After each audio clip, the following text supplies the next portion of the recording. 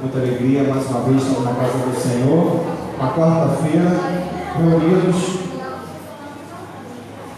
para hoje a gente falar sobre um assunto muito sério, muito importante nos dias de hoje. Vamos orar para pedir o discernimento do Espírito Santo em nossa vida, para que ele possa agir hoje à noite. Amém? Oremos. Senhor Deus, meu Pai, muito obrigado, Pai, por estar na tua casa. Obrigado, Pai, por nos amar. Obrigado por ser tão bondoso e maravilhoso conosco. Esteja conosco, Pai, durante todo esse culto, durante o louvor, durante essa palavra sobre a palestra, sobre o autismo. Esteja também, Pai, com as irmãs que estão ouvindo, com os irmãos que estão chegando, para que seja um culto proveitoso, onde possamos também adorar e também tirar muitas dúvidas. Em nome do teu Filho amado Jesus. Amém. Vamos ficar de pé e fazer a leitura bíblica de Romanos 15, 7.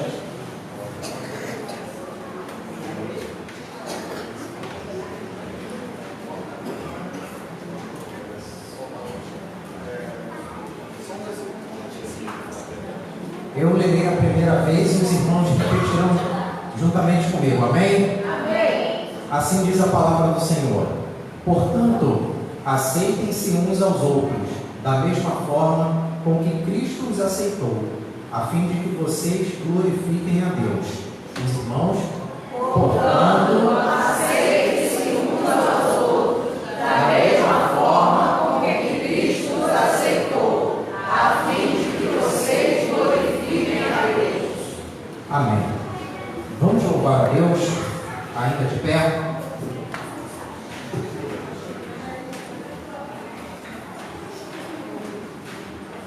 Vamos entregar a nossa oração diante de Deus. Entrego a Ti, Senhor, a minha oração. Pois sabemos que somente com Ele nós nos sentimos seguros.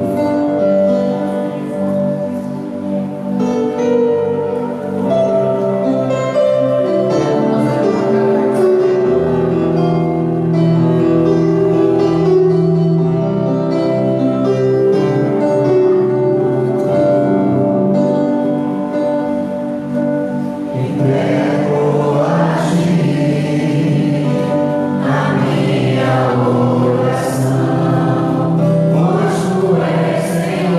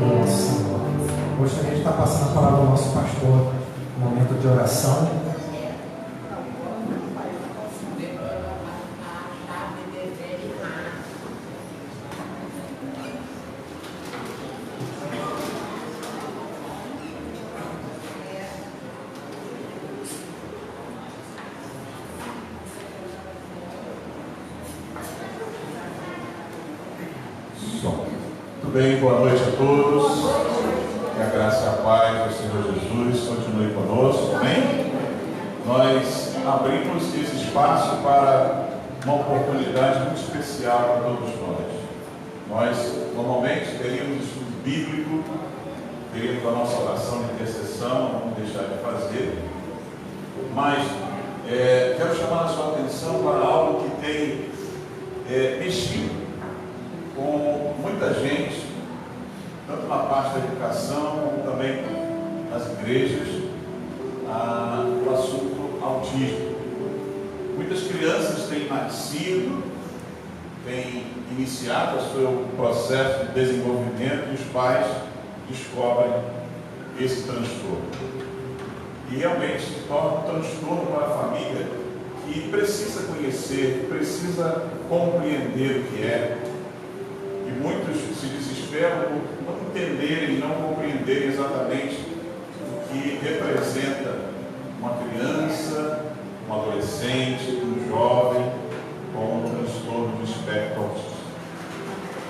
Nesta noite, nós, de uma importância muito grande dada ao assunto, e para que nós possamos ser acolhedores, ser uma igreja acolhedora, nós abrimos esse espaço para que possamos compreender um pouco melhor a respeito do assunto. Vamos orar então, agradecendo a Deus por esse momento, por esse privilégio, e suplicar ao Senhor pela vida da nossa querida Natália, que está aqui conosco e que vai trazer essa palestra para todos nós. Quero agradecer a você também que está assistindo pelo Facebook, certamente vai estar aí aprendendo, compreendendo um pouco mais a respeito desse assunto tão importante. Vamos orar. Deus amado, Deus querido, louvado e agradecido seja o teu nome. Muito obrigado, Pai, por esta noite, a oportunidade que temos de estar em tua casa, reunirmos como igreja do Senhor, para tratarmos de um assunto tão importante nos nossos dias, o transtorno de espectro autista. Ó Deus querido, muitas crianças têm chegado à nossa igreja, muitas crianças têm em nossas famílias que estão desenvolvendo esse transtorno e que em muitos lugares, em muitas vidas surgem dúvidas, desespero em relação ao que os seus mais queridos filhos sofrem.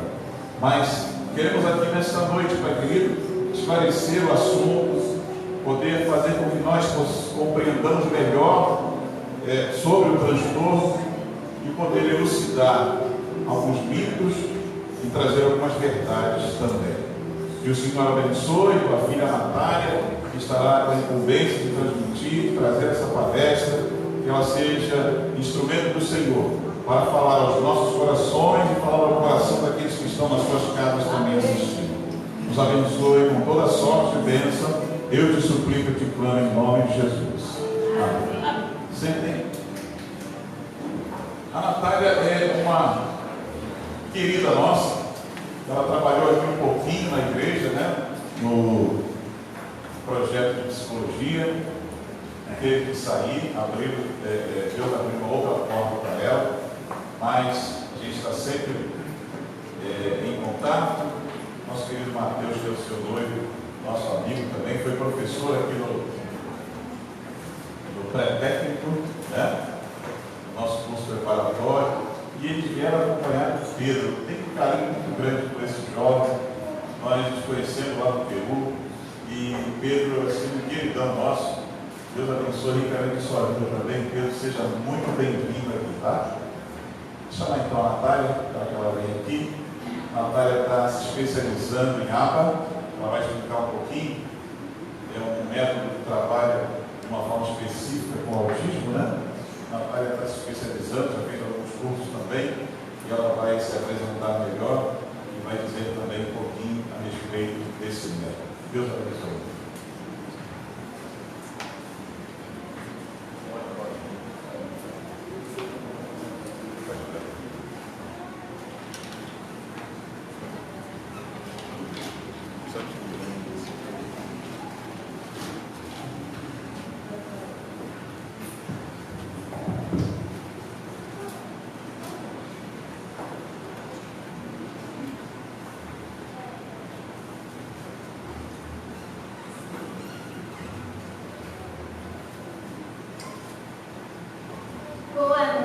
noite. A pastora falou brevemente, né, um pouquinho sobre mim. E aqui eu vou estar complementando. Meu nome é Natália, eu sou psicóloga. Atualmente eu trabalho com crianças e adolescentes. Então, minha área de trabalho está sendo crianças e adolescentes. Eu tenho um amor por essa área. Atualmente, meus pacientes, a maioria, têm um transtorno do espectro autista. Então, foi um presente assim, que Deus está abrindo assim, para mim e fez eu precisar estudar cada vez mais sobre o assunto. Então, eu também sou da primeira igreja batista Carpinhão. E, como o pastor falou, eu já conheço aqui, então eu já meio que me sinto em casa por aqui. Eu já participei do pré-vestibular, não, pré-técnico. Aqui, trabalhei no projeto de psicologia. Então, o Matheus, meu Deus, já veio aqui, eu já vi também, conheci o pessoal, a galera aí. Então, eu já me sinto em casa aqui. Falando um pouquinho sobre ABA, né? Que é uma ciência em que é uma abordagem que a gente trabalha com crianças e transtorno de espectro autista dentro da psicologia. Atualmente, tem questão científica e vazamento teórico ao melhor para você estar tratando e acompanhando as crianças. Então, eu venho me especializando, atualmente faço pós-graduação em ABA. E venho cada vez mais fazendo cursos e entendendo mais sobre o assunto, porque a demanda vem crescendo. Eu vou explicar um pouquinho também sobre isso, da importância de a gente estar falando sobre esse assunto. E vamos iniciar. Eu coloquei aqui o título, né, em si, o tema, empatia e compreensão, olhar para o autismo. Ele desconfigurou um pouco, mas inicialmente eu tinha colocado em um formato de onda. E por que em formato de onda? Ali ainda está um formatinho de onda do design. E aí eu coloquei de forma proposital. Por quê? Para entendermos que não podemos ficar em inércia. Não podemos ficar parados diante das demandas que vem surgindo. Tanto em ambientes fora daqui da igreja, e principalmente aqui dentro. Não podemos ficar nessa zona de conforto, em receber crianças e nada mudar, nada avançar. Então, a gente precisa do conhecimento, da informação. E aí, o primeiro questionamento que eu faço aqui: por que precisamos falar sobre autismo na igreja? Por quê, gente? É um tema de extrema importância. Aqui eu coloquei um gráfico em que mostra a prevalência, o aumento do autismo. Aqui é um gráfico dos Estados Unidos, porque no Brasil ainda não tem um dado oficial, para vocês verem a dificuldade de você conseguir um dado, mas vem aumentando cada vez mais, isso é de 2023. E aqui a gente tem, de 2024 é o primeiro, e vamos subindo até 2023. Em 2023, em cada 36 crianças, uma é autista. Então, a gente vai ter esse aumento em que, lá em 2004, era 1 em cada 150. E aí, o número de diagnósticos vem aumentando. E aí a gente se pergunta, por que vem aumentando? Foi o Covid? Foi o celular, a internet, crianças em telas? E já começam a pensar isso, se é isso, se não é. Então, eu vou explicar agora o que se dá esse aumento, porque a gente fica assim, nossa, eu estou conhecendo tantas crianças, descobrindo diagnóstico, o que está acontecendo? Se é um Covid, se é uma tela, o que está acontecendo? Como a gente vai poder entender isso? E aí, eu darei para vocês a informação. Atualmente, a gente tem Instagram, a gente tem YouTube, a gente tem redes sociais, a gente tem mais informação à nossa volta.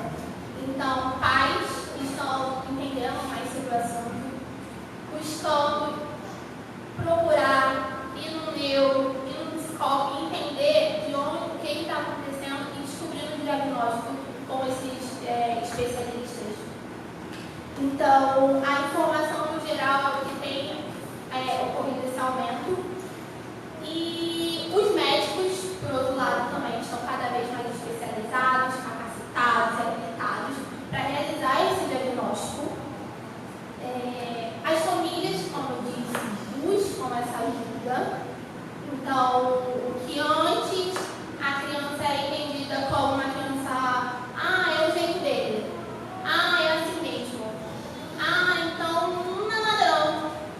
E aí hoje já tem uma maior informação, já tem uma questão de uma procura. Vamos investigar isso para uma melhor qualidade de vida também dessa criança, ou adolescente, ou adulto, porque a gente vê muito caso de também adulto, desculpa. A gente recebe muito consultório em que uma criança chega com o diagnóstico e depois de um tempo, com o diagnóstico da criança, o pai vai lá e pensa assim: caraca, eu nunca me encaixava em certas situações, era isso, e vai procurar também, vai buscar informação e descobre que ele também tem o diagnóstico. Então, tem acontecido demais isso, de que pais que cresceram, aprenderam a lidar, a sobreviver com as dificuldades, a se encaixar, a se incluir de uma forma que tem que ser igual aos outros. Então, na força, ele acabou, esses pais, acabou se colocando dentro, de uma caixinha ali para estar igual a todo mundo. E aí, quando vem o filho, que hoje tem mais informação, que tem mais uma investigação, as escolas também estão mais informadas.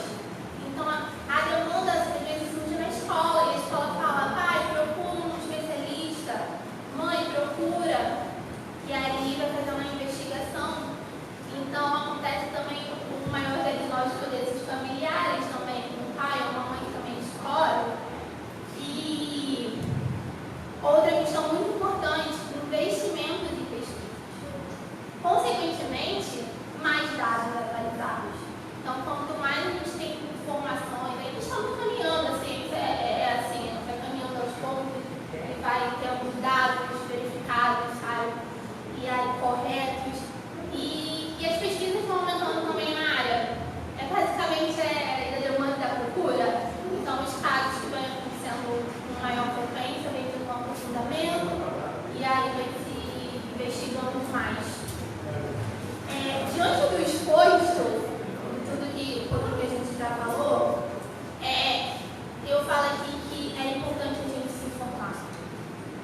E não só se informar, aqui hoje é um momento de informação, onde a gente vai descobrir muitas questões, o que é, o que não é, o que fazer, dificuldades dentro aqui da igreja, mas não é só se informar, já deixo aqui bem de mão, que precisamos nos conscientizar. E qual a diferença de informação e conscientização? Informar é a gente entender, é isso, é um fato. E agora, conscientizar é transformar. A gente tem a informação. O que a gente vai fazer a partir da informação? O que a gente vai poder estar mudando? O que a gente vai poder transformar na gente, no outro, no ambiente? E aí é algo muito além de só saber. Chama para ação. Chama a transformação, ela chama para ação. A gente ter empatia com famílias. A gente ter um sentimento. Então, não mais a gente só sabe informado sobre aquilo, mas a gente também se sente, compreende e tem uma empatia. Então, eu acho que, assim, hoje vocês possam entender que é um momento de se informar e se conscientizar sobre a questão do autismo, a temática. E para iniciar, a gente precisa entender e saber o que é. O autismo, o nome é um transtorno do espectro autista. Ok. Por que espectro? O que é esse espectro? Autismo é um nome sim, um transtorno. E o que é o espectro nesse nome tão grande que a gente vê, né? E aqui a gente tem uma abreviação que é o PER. O espectro significa que ocorre uma variação de características, ocorre uma variação de sintomas, ou seja, nenhuma criança, adolescente ou adulto com transtorno do espectro autista é igual. Não tem uma norminha assim. Claro que tem um critério que encaixa dentro do diagnóstico, que eu vou falar já, mas não significa que todos vão ser iguais, serem iguais.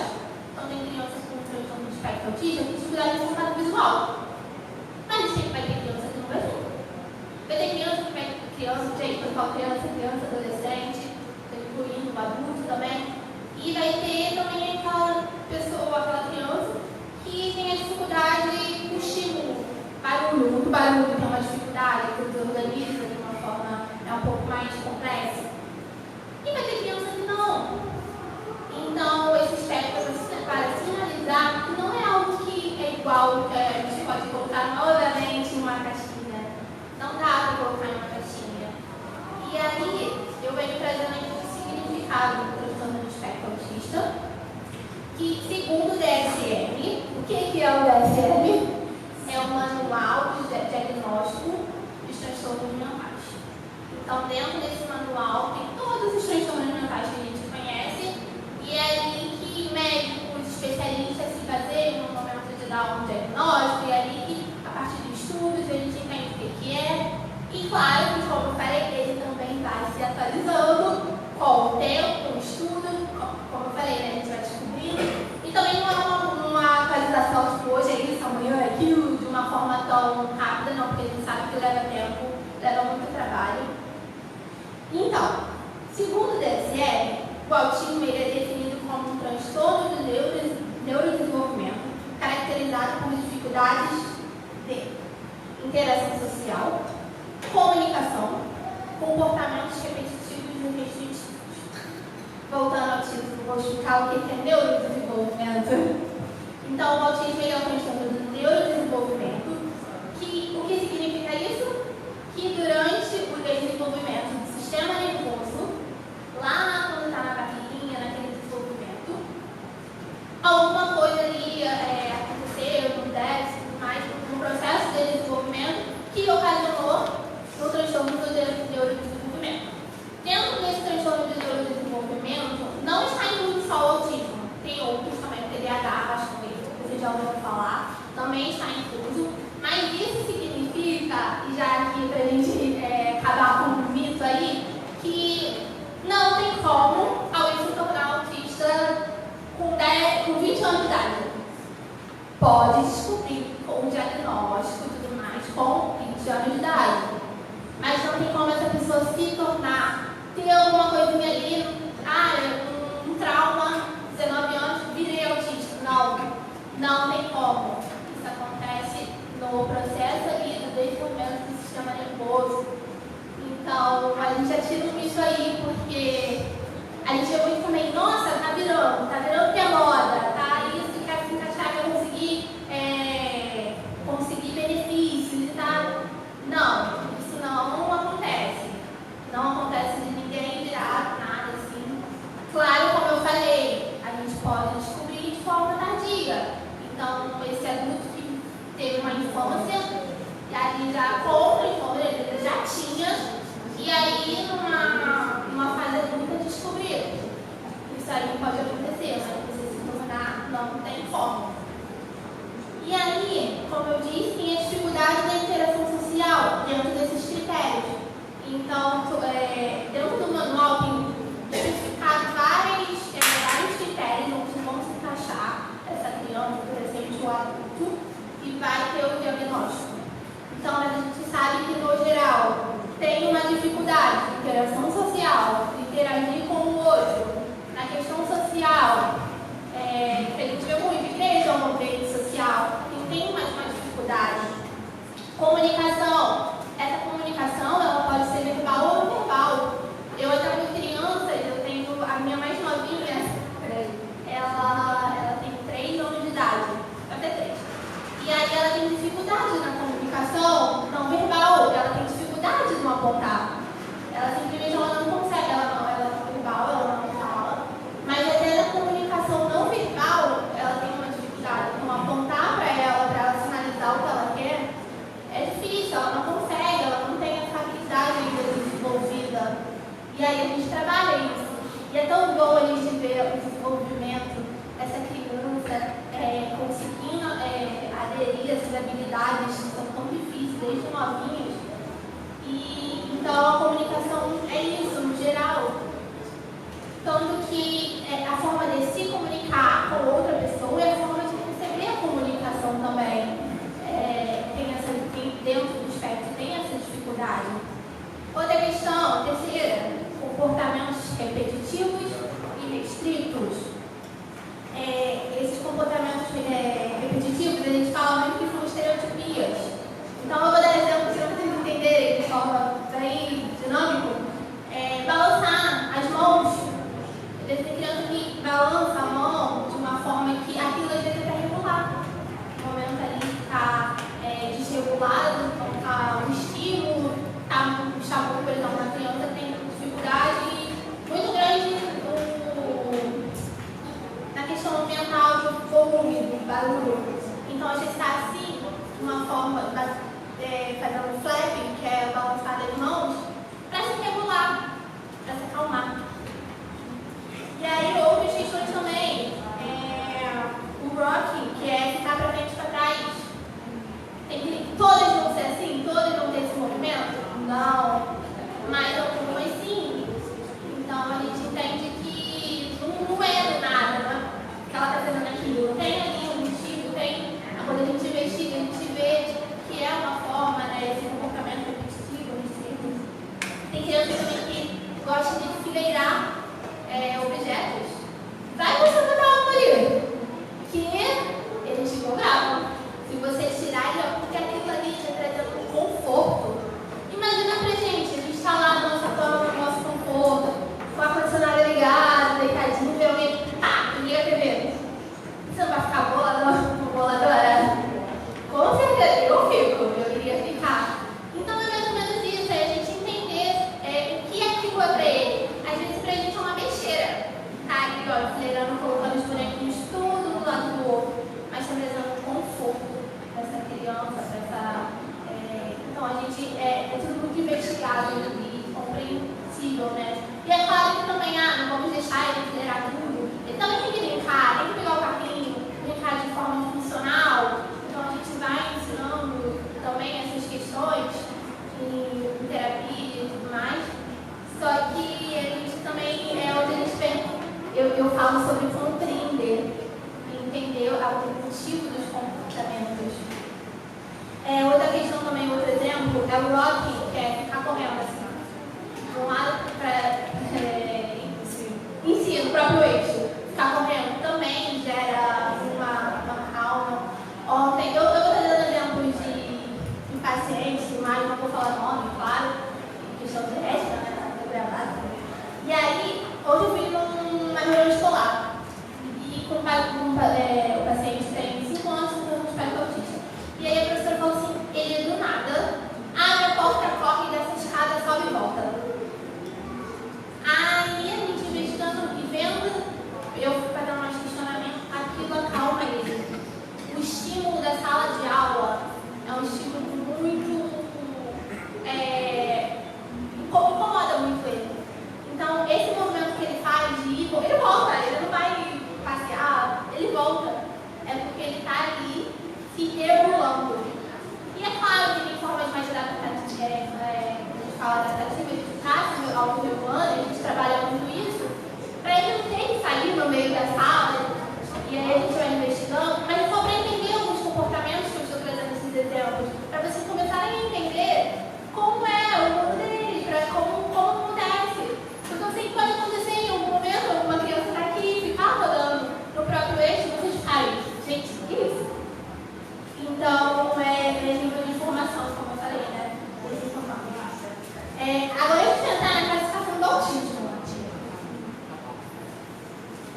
E a classificação, atualmente, a gente entende como níveis. Mais um nível aqui que eu vou estar falando e orientando vocês aqui.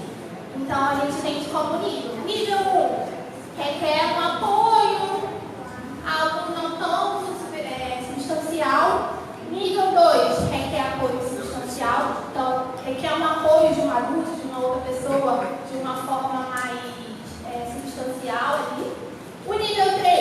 requer um apoio muito substancial. Então precisa de estar uma pessoa ali praticamente o tempo inteiro ali, com aquela criança ou aquele adulto, auxiliando nos afazeres do dia a dia, na vida, da prática daquela criança. E aí, antigamente, a gente entendia isso como o quê? Leve, moderado e severo. Então são os níveis. Então o leve era o autismo leve. Moderado era mais ou menos. O severo era o severo. Normalmente a gente olha e sabe, severo. E aí isso mudou. Porque a gente não entende mais que essa classificação seja leve, seja dessa forma leve, moderada, severa. Quando eu falo, gente, não sou eu, tá? Eu estou pensando isso, eu estava falando para vocês, é tudo baseado uma questão de fatos, ciência e marketing.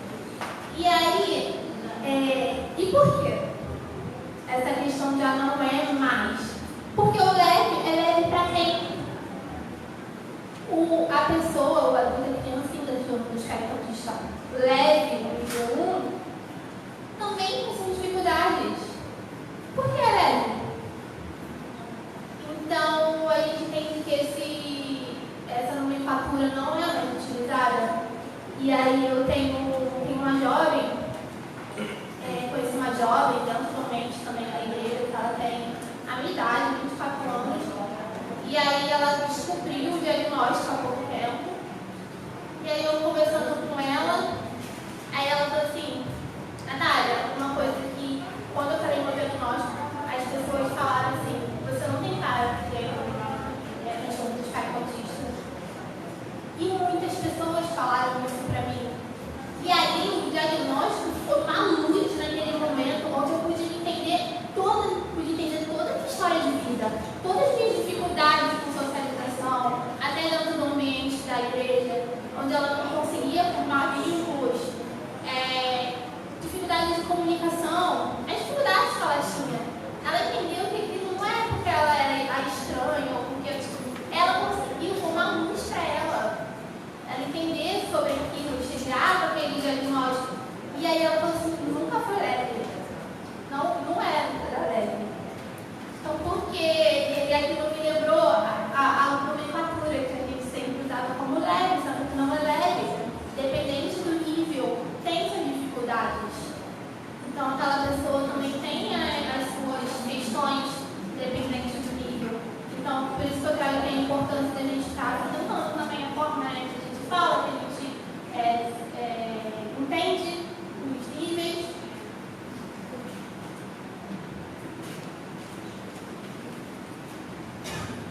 Aqui eu trouxe nível de informação, porque eu sei que tem muita gente que não entende, não sabe.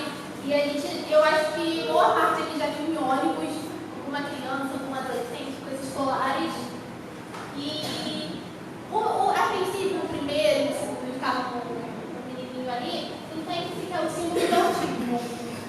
Porém, que é o quebra-cabeça, tudo mais, na cor azul, pouco colorido. Porém, aquele girassol é louco. E eu sei que tem gente que não sabe o que significa. Já tem uma aqui que já vai ser, não sei não. Então, eu vim trazer informação que eu acho muito importante também, porque pessoas com transtorno de espectro também utilizam ele. E essa é uma identificação de pessoas com deficiências ocultas. Então, se você vê uma pessoa que está com aquele colarzinho, entende-se que ela tem uma deficiência oculta, que não está visível ao nosso olhar, que a gente não consegue identificar. Então, mas ali ele está se identificando. Então, eu trouxe assim, um pouquinho dessa informação para vocês estarem compreendendo o que é. E aí a gente vai entrar em uma temática aqui dentro da igreja. A dificuldade da criança, adolescente, jovem, adulto, dentro da igreja. Essas dificuldades que ele pode encontrar e depois eu vou falar o que a gente pode fazer diante disso. Aqui eu trouxe um pouquinho falando sobre, gente, é só de apoio, tá? Não precisa ficar, né? Então eu vou estar falando só aí de forma de apoio. Então, uma dificuldade que eu falei, lembra que eu falei lá dos critérios, socialização, comportamento competitivo, comunicação? Aqui a gente vai entender um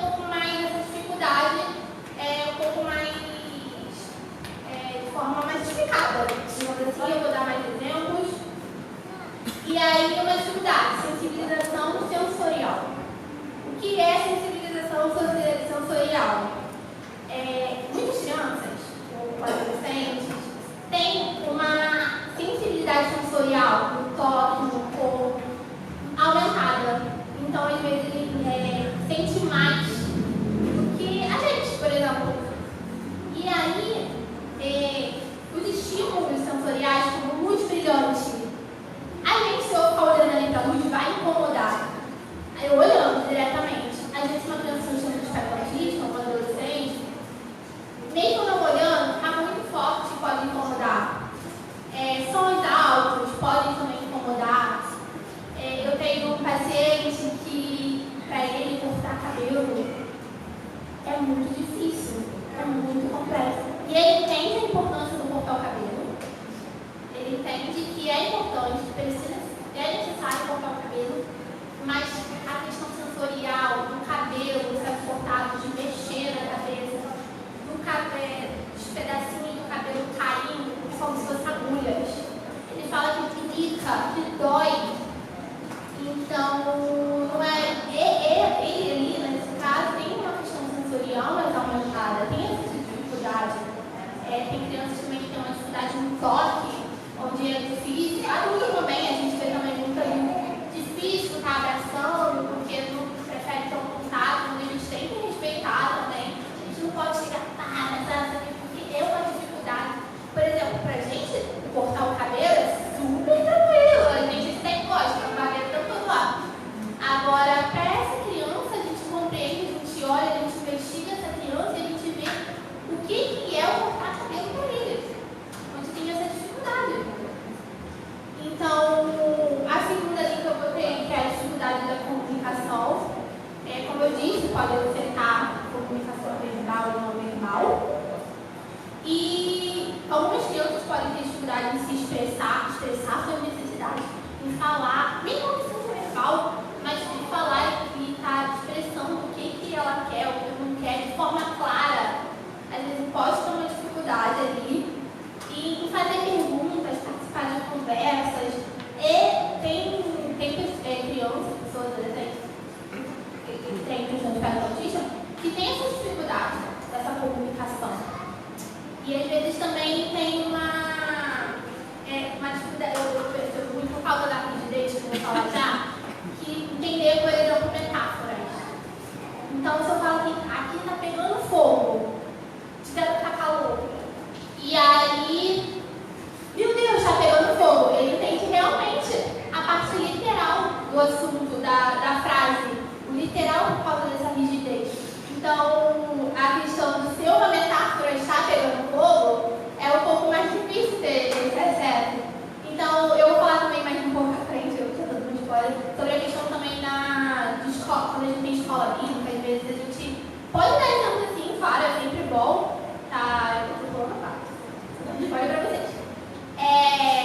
Dar exemplos é bom também, mas também falar às vezes de uma forma mais objetiva, o que significa mesmo aquilo, por causa dessa questão da rigidez. E aí que eu falo da rigidez comportamental, comportamental. Rotinas. A maioria, pelo menos os que eu trabalho, os meus terapeutas, tem uma dificuldade de sair da rotina. A rotina é muito importante. E aí, quando tem uma mudança repentina, uma situação imprevisível, aquela criança desorganiza. Aquela criança às vezes tem crise. E porque a rotina mudou. E às vezes até um passado numa rua diferente, como uma criança muito atenta, aquilo pode gerar uma dificuldade por causa dessa rigidez. De entender que o mudar pode ser. Eu tenho um paciente, a gente trabalha com essa questão do imaginário, faz do conta, porque a gente precisa trabalhar essa habilidade dele. E aí eu peguei no objeto, não sei se vocês controle aqui. Eu cheguei pra ele e falei, tiririm, jogando o telefone. Alô, mecânico, ele deu no carro. Alô, mecânico, aí ele olhou pra mim e falou assim, isso não é um telefone. Isso aí é um brinquedo, não é um telefone. Mas a gente pode fingir que é um telefone. telefone, a princípio ele não diz muito, por causa dessa rigidez, de entender que aquele objeto pode ser outro, variável.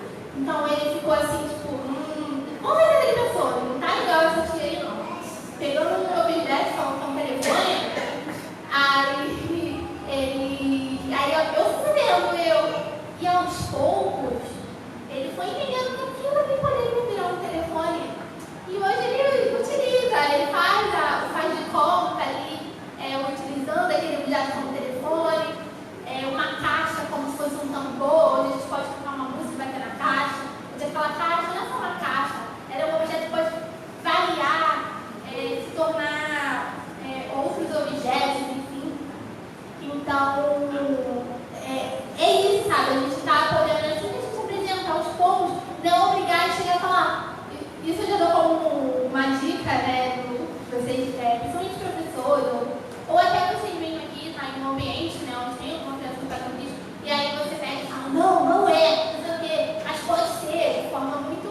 Entender que para eles tem uma dificuldade ali, onde tem uma rigidez, que é difícil compreender que um objeto pode virar um telefone. Então a gente entender o lado, sabe? Não é ele, tem que mudar para se encaixar na nossa caixinha, que a gente entende, mas aos poucos, e compreendendo, explicando e ensinando a habilidade que possa. E eu falo muito assim para esses que estão na escola bíblica ou no grupo infantil, que estão às vezes mais com crianças do que acreditam, estão mais acesso ali no dia a dia, né? Então, outra questão também, dificuldade de interação sexual.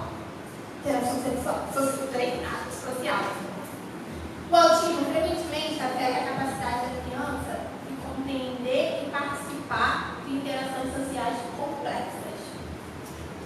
Então, como eu já expliquei anteriormente, as interações sociais, uma conversa jovem, às vezes você está com um grupo de jovens, tem um jovem com transtorno do espectro autista, que tem uma dificuldade de estar inserido ali naquela conversa, não é porque ele é mal educado, não é porque ele não quer, é por causa de uma dificuldade mesmo. Então, não significa que ela pessoa não gosta de mim, não quer falar comigo, é mal educado. Não, é uma dificuldade ali. Às vezes eles muito se esforçam. E como eu falei dessa menina de extremidade, né, 24 anos, e que ela sempre tentou se esforçar, mas ela não conseguia vínculos, né, que é o autismo nível 1. E aí, eu acredito que em muitos momentos ela se passou como mal educada, como aquilo não sustentava uma conversa, aquilo entrava na conversa do outro, aquilo não entendia uma conversa, e que na verdade era uma dificuldade que ela tinha. Então, eu coloquei aqui, não mostrei para vocês as dificuldades que apresentam. Ok, dificuldade, mostrei, estamos informados. E o que fazer? O que a gente pode fazer a partir disso, dessa dificuldade? Como a igreja pode trabalhar?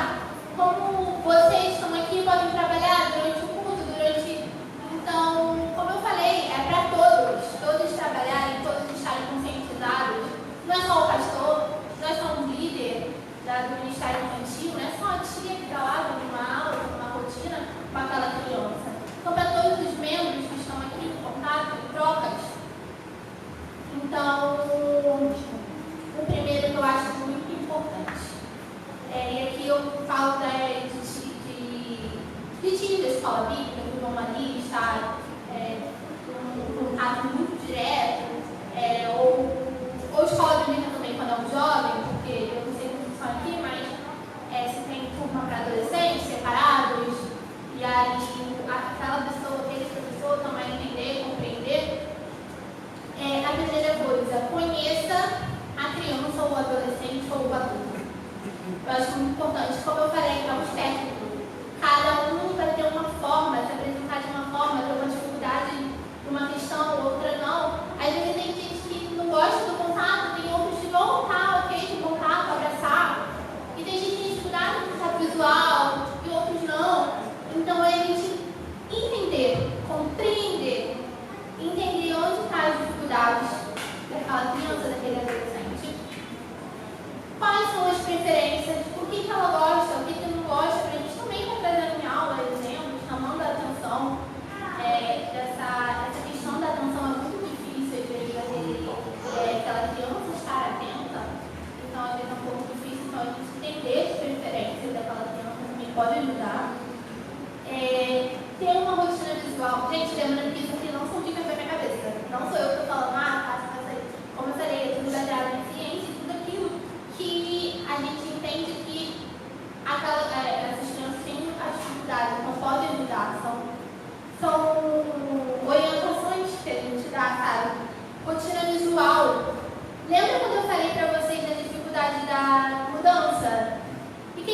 faz? Muda de rua, a criança tem uma crise, desorganiza, tem uma dificuldade. Pai nunca vai mudar de rua? Não tem como. E aí muda, por exemplo, a salinha de onde ele tem aula de escola bíblica. Nunca mais vai mudar a sala. Não. A gente às vezes vai ser necessário, vai ter como acabar mudando, acontece. Mas como a gente trabalha isso com previsibilidade, com antecipação, então informando, isso eu coloco para todas as crianças no geral. Você tem filho ou filha com atípico ou típico, criança de espectro, fora, não importa. Eu acho muito importante a gente estar comunicando com aquela criança, dando previsibilidade, antecipação do que vai acontecer, do que não vai. Então, se explicar, a gente vai na casa da vó agora. Então, e aí a gente usa a rotina visual para auxiliar nessa comunicação. Então, na salinha, por exemplo, pode ser uma orientação que pode ser legal, e aí vocês podem estar vendo de incluir ou não, mas uma orientação de colocar. É bom para outras crianças também que estão no espectro, que eles são típicas. E aí colocar uma parte visual. Ó, agora vai começar o culto infantil. Orar e vai ter as imagens de momento, depois do lanche. E aí a gente vai aprender um pouquinho sobre a palavra. E aí depois tem a atividade. Então a gente colocar de forma visual ajuda muito para essa criança ter uma antecipação, uma previsibilidade. Às vezes crianças podem se organizar dentro de uma sala, por exemplo, com um estudo bíblico, porque simplesmente as coisas estão mudando, ela não está entendendo. E aquilo para ela é uma loucura, uma bagunça. E aquilo começa a incomodá-la a nível dela começar a desorganizar, ter uma crise. E aí chora, grita, porque alguma coisa ali está acontecendo. Por exemplo, assim como eu falei do barulho, acontece, cara, a gente tem que entender a criança. Tem crianças que podem usar abafadores, que aquilo é 1000 vezes melhor do que você estar com o estímulo do som. Não significa que ela não vai ouvir, ela vai ouvir. Mas por ela não conseguir ouvir barulhos muito estrondosos, ela vai conseguir prestar mais atenção naquilo que você está emitindo, que realmente ela precisa ter um foco. Então, eu conheço uma outra jovem, né, que eu já falo disso, que ela usa também em locais públicos, que ela também dá esse comentário, né, esse feedback de que ela consegue ter mais atenção de pessoas e fala, porque às vezes o barulho externo pode estar incomodando tanto que não consegue olhar para você e está tendo uma atenção em você. Então aquilo não vai te impedir de ouvir, vai abafar ruídos externos que podem ajudar. E aí, como eu estava falando, né, dessa rotina visual, dessa previsibilidade, dessa antecipação, de explicar, de entender, de saber explicar para essa criança, você, pai ou mãe, de um vovó, de uma criança, explica antes de ir para o culto, vai acontecer isso, daqui a pouco você vai subir para essa linha, e não essa antecipação, sabe? Outra questão aqui que eu coloquei como orientação, fazer adaptação de material. Como eu falei, primeiro lá, a gente precisa conhecer a criança. Tem criança que vai seguir normal na adaptação de material, de atividade. Tem criança que vai ter mais uma dificuldade. Então, se for uma criança que gosta muito de desenhar, e aí ela não consegue fazer ali uma outra atividade um pouco mais complexa. E aí, o culto infantil foi sobre Jonas. E aí ela quer muito desenhar a areia. Não ser rígido a ponto de tipo, não, você tem que fazer essa atividade. Enquanto a criança ali, ela às vezes compreendeu, entendeu, gostou da areia, entendeu a história, tudo mais. Só que ela quer desenhar aquilo, ela entrou no assunto. Mas aí a gente às vezes fala, sendo tão rígido também, acaba falando, não, tem que fazer a atividade que está proposta, tudo mais, porque tem que levar para a mamãe e para o pai uma atividade X. Então, e não deixa a criança fazer aquilo de uma forma, o que acontece? Desestabiliza, desorganiza. E aí aquela coisa pintada de uma forma. E é muito importante também entender que, claro, toda criança pintada por tareada, de um momento, sendo típico, atípico, isso também acontece com crianças típicas, atípica, que é criança com transtorno. Então, isso também acontece. E por isso que a gente precisa conhecer a criança. E eu digo isso principalmente para os professores de escola bíblica que estão ali dando uma aula,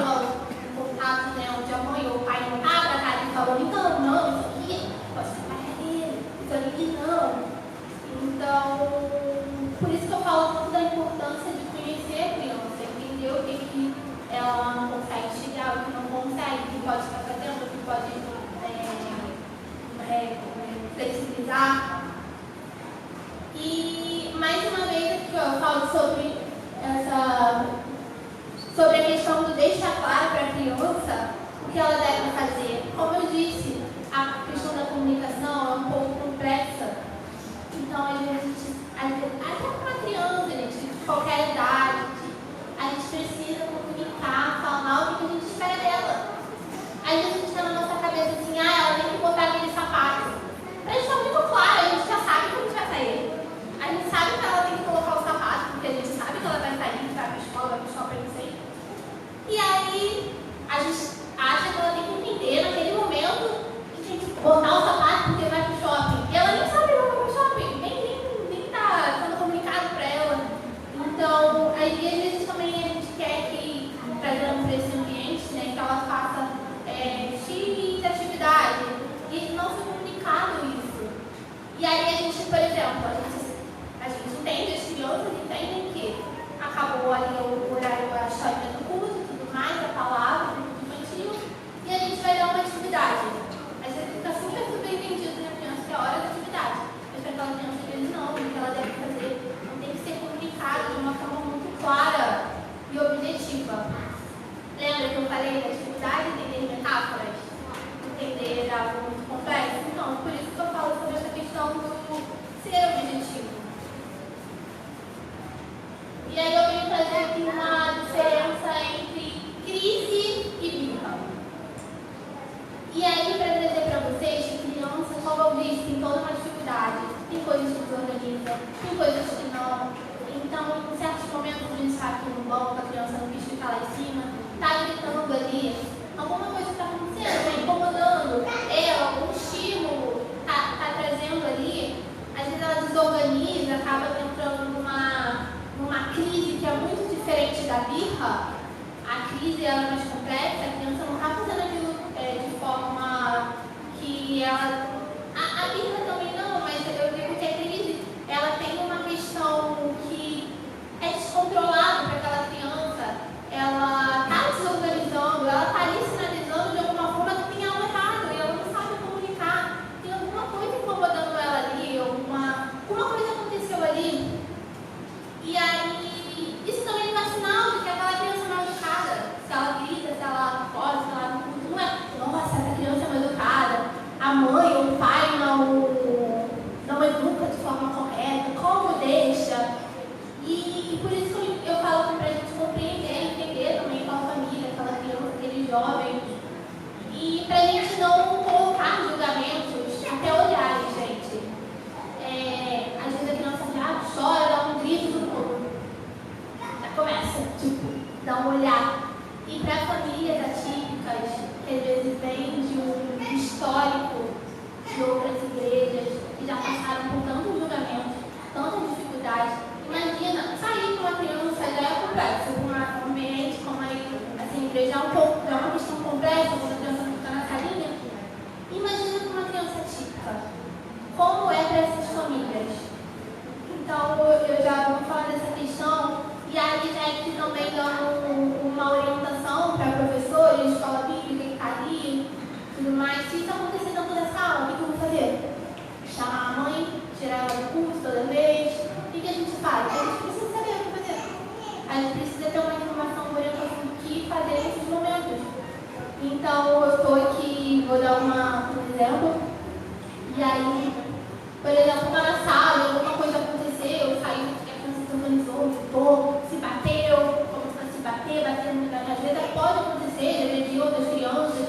O que fazer? Se for algo específico, como um estímulo, a gente pode retirar do ambiente, a gente pode retirar e a criança talvez vai se acalmar. Mas a orientação assim, a melhor que eu vejo é tentar levar para um outro ambiente.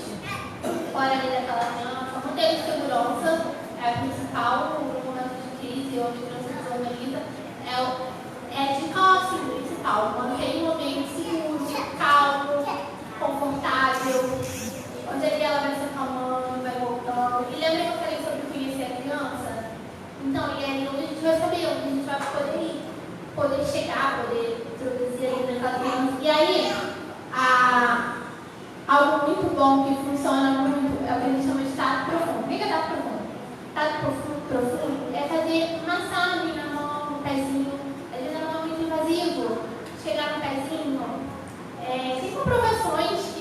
talvez pessoas mais especializadas em fisioterapia, não sei se vão poder explicar os benefícios que traz, que acalma, mas tem. E aí, fazer uma massagenzinha para estar relaxando, pode amassar com um pãozinho. E aí, se a criança, o adolescente vai ser mais difícil de fazer isso, mas se a criança não aceitar, tiver aquela dificuldade de contato físico, você deixa, ele vai se acalmando, coloca uma musiquinha mais calminha, e aí ele vai voltando, organizando, e a gente não vai precisar nem chamar a mãe. E caso não consiga voltar com as crianças, elas se organizar, se acalmar, aí sim é um caso, né, de chamar a mãe. Mas o que eu falo aqui é porque pra gente não ficar também tirando essa mãe, esse pai do culto o tempo inteiro, e eu sei que ele acaba perdendo, vão ter casos que vai ser necessário sim. Mas se a gente souber o que fazer, a gente não precisa ficar desesperado. Meu Deus, o que eu faço? O que aconteceu? Meu pai vai achar que bati na criança. Não. É compreensível e entende. Esse pai conhece também aquela criança, poxa. E outro também que eu falo é uma caixa da calma. E às vezes, até aqui embaixo, assim, no fundo, dependendo, eu não sei quantas crianças, por exemplo, a minha pode ter, eu sou de pais autistas ou adolescentes, mas tem muitas que podem reclamar. Tem crianças que gostam de ficar pintando aquelas bolinhas macias, aquela calma que organiza. A gente tem também outros objetos, né, que trazem uma sensação de organização, de calma. E a gente pode fazer uma caixinha, um momento ali, desenhos até mesmo, adesivos. Tem crianças que se regulam, se acalmam com os adesivos. E aí mais uma vez a gente conhecer a criança. A gente precisa conhecer a criança, as preferências dela, para a gente poder estar fazendo. E agora, o nosso último tópico, se não o mais importante, eu acho que é a gente acolher as famílias. A gente acolher as famílias que chegam, a gente acolher, entender, compreender essas famílias. Eu entendo que muitas famílias atípicas estão afastadas da igreja, muitas mesmo. A gente vai conhecendo, vai falando, vai conversando, e aí a gente vai vendo a dificuldade. Então, às vezes, com uma experiência, essas famílias preferem estar em casa, nem sair de casa, porque nos locais, como a igreja, como onde deveria ser um momento acolhedor, aquelas famílias atípicas, elas estão sendo julgadas, com olhares, tentando olhar pessoas que não compreendem o filho, a filha, não compreendem aquela família. Então, a gente vê muito caso de famílias atípicas afastadas da igreja. E a gente pode tentar ver, não sei se você conhece alguém, com certeza conhece, mas que tem um filho ou uma filha com transtornos paraplégicos. Parar para conversar e ver os históricos numa congregação.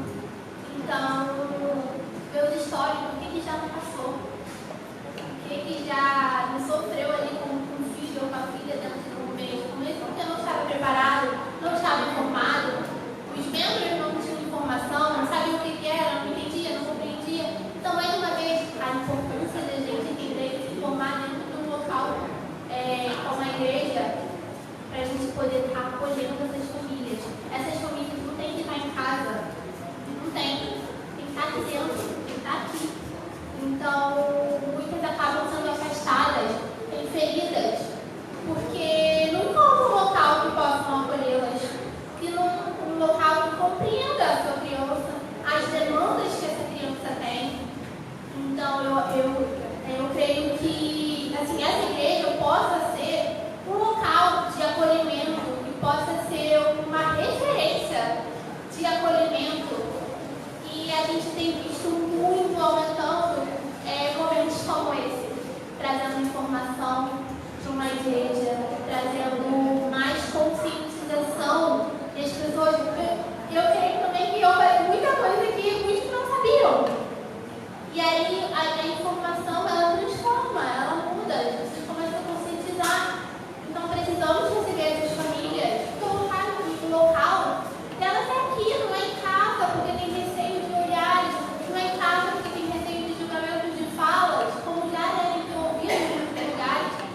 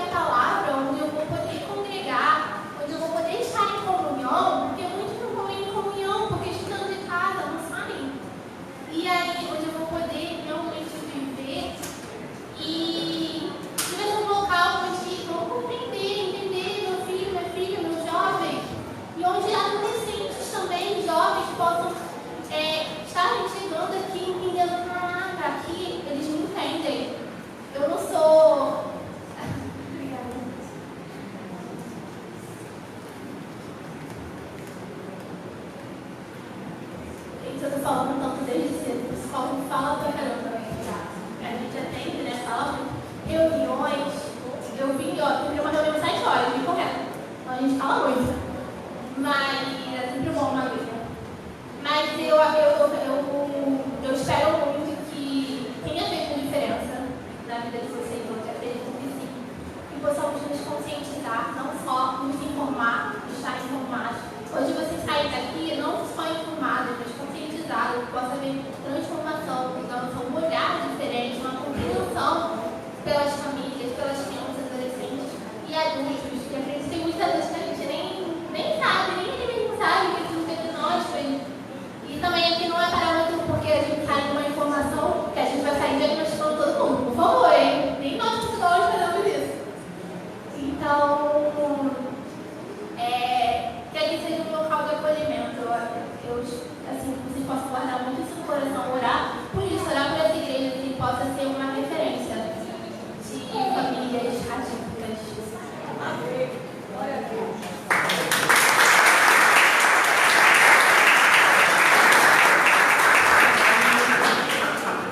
Obrigado, Natália. Continue aqui para esse pessoal com perguntas.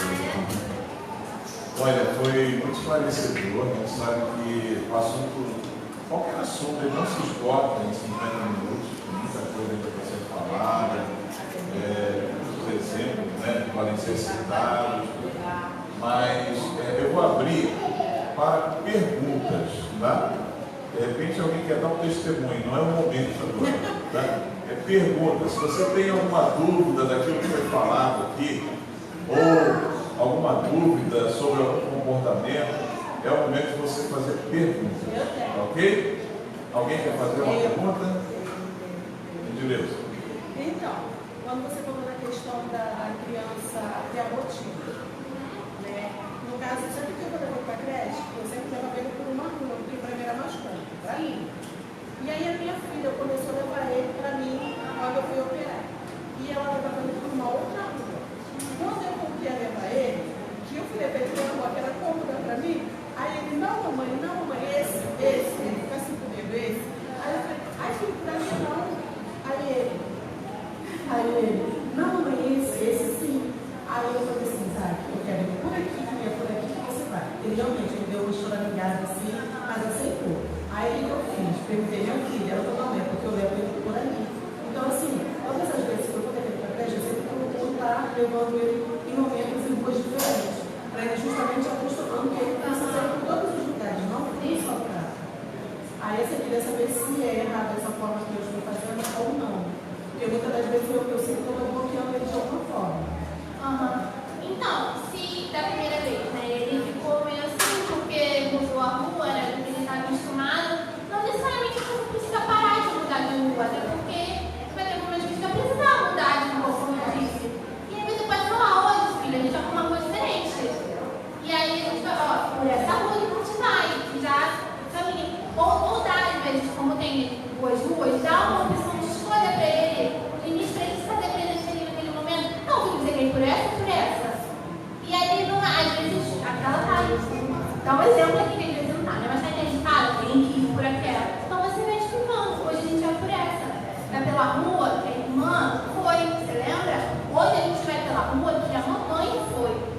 E aí já vai explicando de uma forma com antecipação, flexibilidade, como eu falei.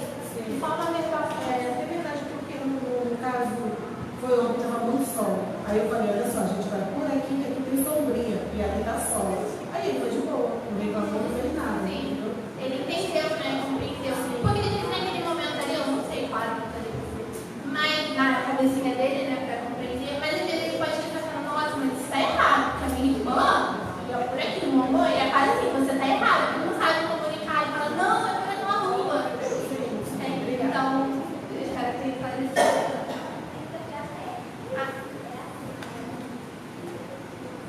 Boa noite, Natália, meu nome é Silvia. Então, eu tenho um sobrinho, né, que a gente também agora descobriu, tem 3 aninhos, né?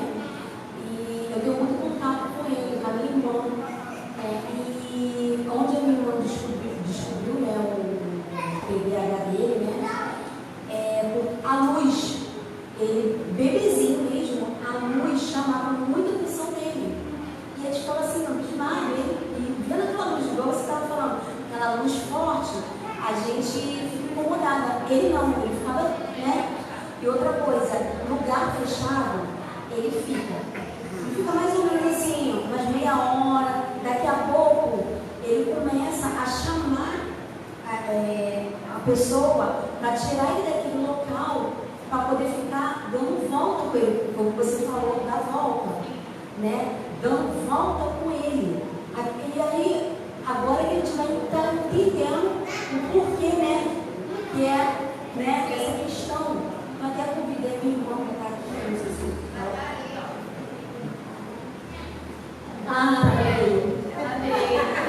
ela pode falar. E aí, a gente vai entender, né, o porquê disso deles, né? Porque eu na minha cabeça, mas por que ficar dando volta? Né? Então, assim, é muito legal a gente saber, né? Entendeu? E até mesmo para estar ajudando, né, a família, aquilo, acolher a família. Que às vezes, teve até um dia mesmo que eu saí, nós fomos pro shopping, com a minha irmã, e eles estavam numa loja para comprar. Menina, aí tem aquilo, tem a birra e o outro que você falou, a crise.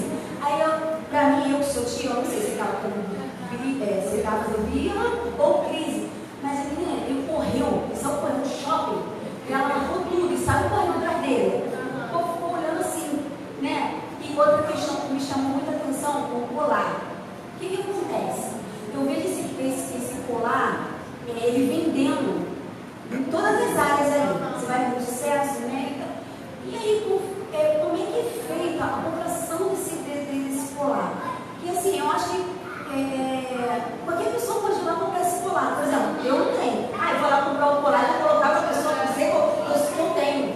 Entendeu? E aí, eu acho que eles deveriam fazer, tipo assim,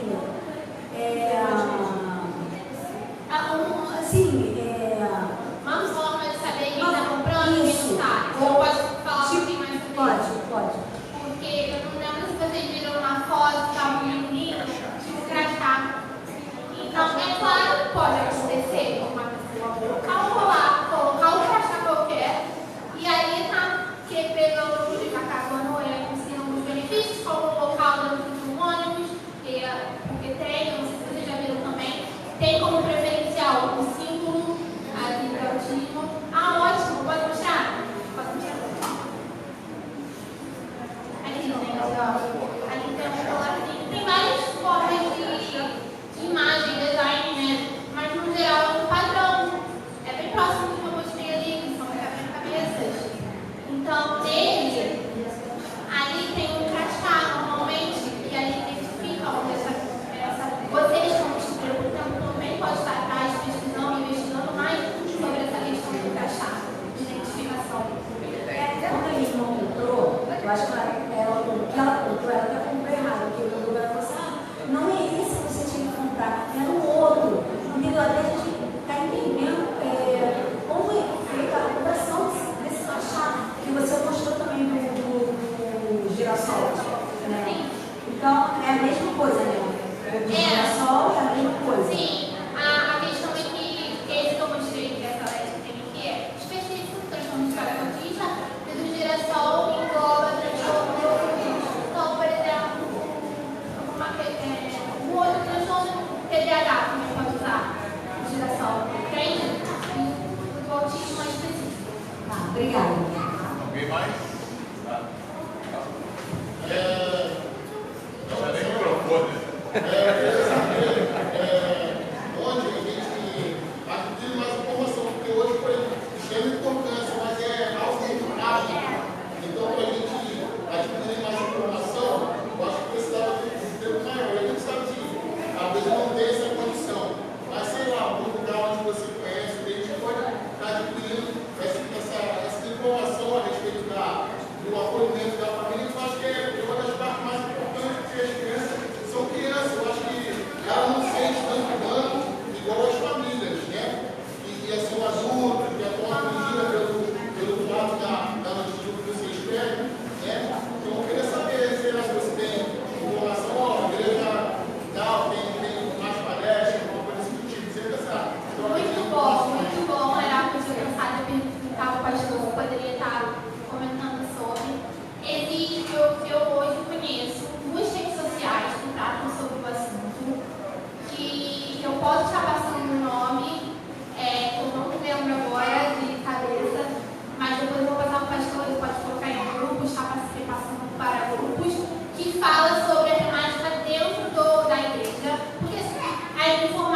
geral sobre transtorno do espectro autista, a gente encontra muitas redes sociais, a gente encontra no YouTube também pesquisando sobre o tema, e a gente vai conseguindo entender e se informar.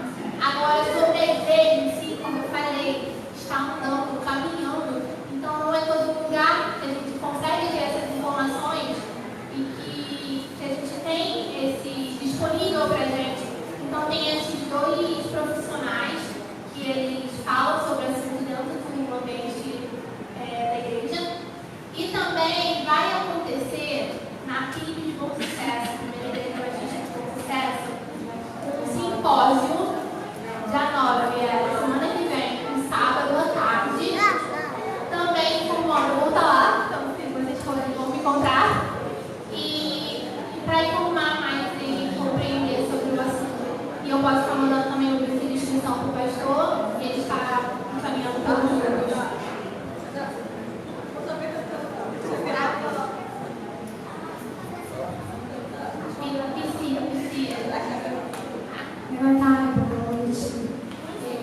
Eu acho que é importante a gente também enfatizar a necessidade do diagnóstico. Por que a gente tem que diagnosticar?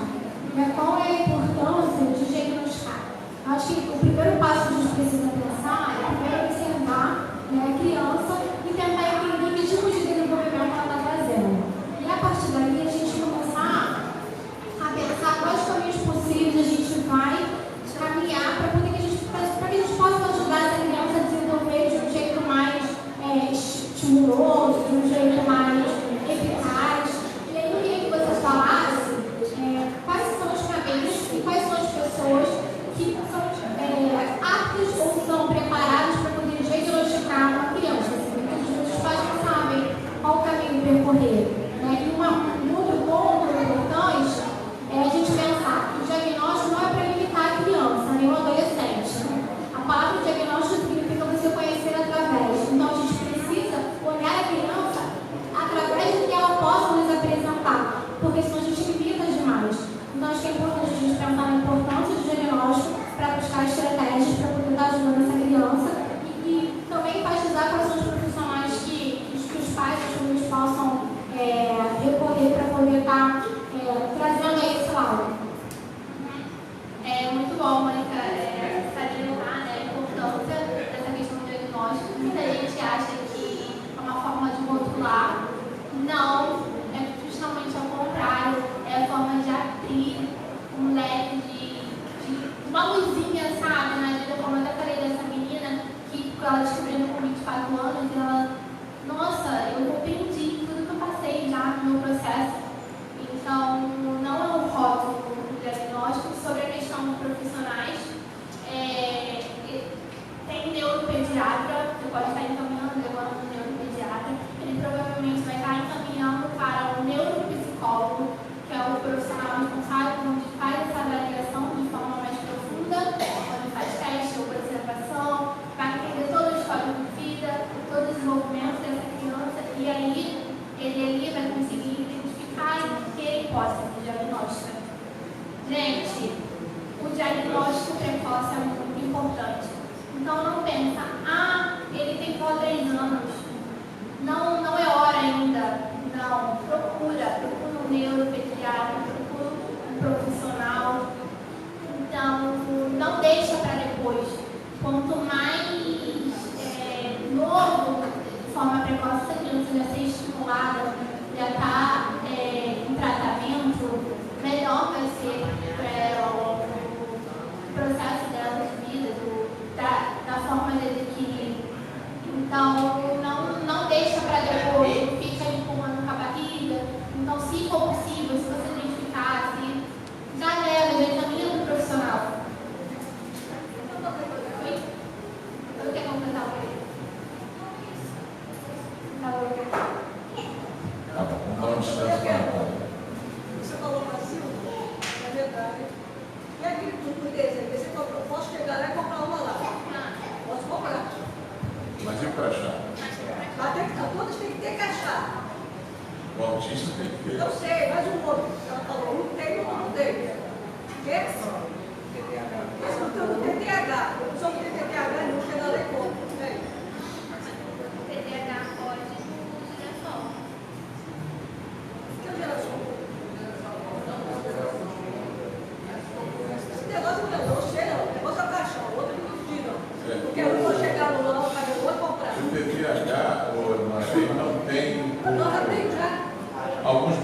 vícios que o autista tem, né? TDAH já é mais. É um transtorno que não tem.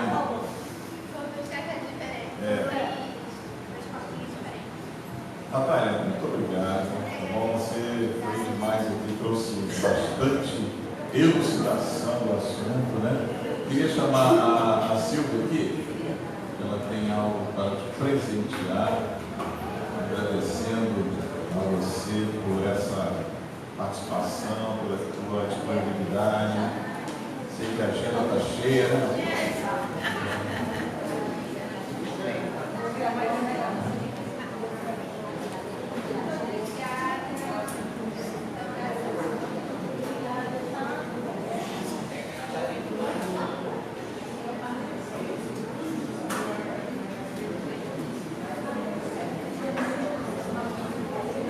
Deus abençoe, tá bom? Pessoal, a gente ainda vai ter muita coisa pela frente, né? Vamos aceitando a palavra aí do Alessandro, a gente vai programar outras palestras, pode trazer outras pessoas para falarem a respeito dos transtornos, né? Que a gente tem visto tanto aí em nossas crianças. E alguns pais se culpam por isso, não é culpa de ninguém, você não tem culpa de nada. Como foi falado aqui, o desenvolvimento dessa criança, do sistema nervoso, fez com que ela pudesse desenvolver esse transtorno, assim como outros que são desenvolvidos. E assim, o desenvolvimento de uma criança com o espectro autista, chega numa fase, por exemplo, hoje eu sou psicólogo educacional, eu não trabalho a parte clínica, na escola a gente não trabalha a parte clínica, mas a gente já tem responsável que a gente identifica o aluno que tem um transtorno, conversa com o responsável para que ele possa procurar o atendimento fora. E aí uma mãe me procurou falando sobre o comportamento do aluno, ele já é tratado, ele está no quarto ano na escola, e ele começou a descobrir a puberdade. E aí ele tem vontade de tirar foto dupla, porque ele se descobriu no corpo, né? E começou a ver alguns vídeos violentos, e isso tem repercutido na escola. Os professores têm reclamado: olha, o menino está desenvolvendo uma violência com os colegas. Então, são diversas fases. E esse apoio que foi falado é fundamental.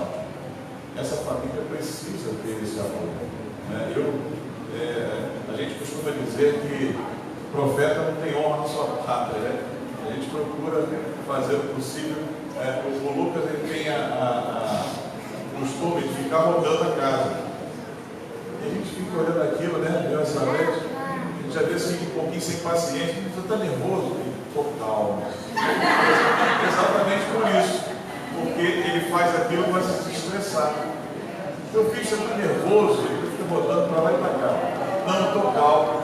Exatamente por conta da questão dele se estressar, os estereótipos que ele faz, por isso vai liberando aquele estresse que ele tem, a ansiedade. Gente, foi muito bom. Vamos terminar a transmissão. Obrigado por você estar participando com a gente. Que Deus abençoe sua vida.